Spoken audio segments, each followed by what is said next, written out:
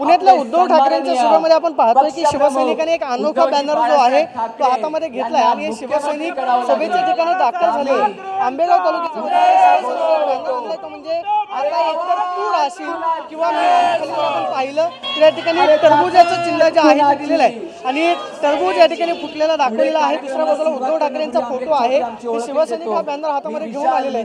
काय नेमकं बॅनर वरती म्हटलेलं आहे? सध्या मुलांना शिकवतो आणि राष्ट्रीय मजूर संघाच्या एकतर तू राशील नाही तर मी तरी राहील सगळं। कोणाला म्हटलं होतं उद्धव ठाकरेंनी? टरबूजला देवेंद्र फडणवीस उपमुख्यमंत्री देवेंद्र फडणवीस तू राहायचं काय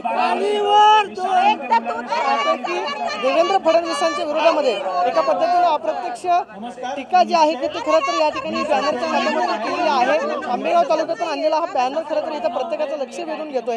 उद्धव ठाकरेंनी देवेंद्र फडणवीस यांच्याविषयी जे वक्तव्य केलेलं होतं ते वक्तव्य आपण पाहतो की बॅनरवरती लिहिलेलं आहे आणि या ठिकाणी उद्धव ठाकरेंच्या सभेमध्ये बॅनर घेऊन शिवसैनिक जे आहेत दाखल झालेले पाहायला मिळतात। कॅमेरा पर्सन तुषार मनोहर, प्रदीप कापसे, टीव्ही मराठी।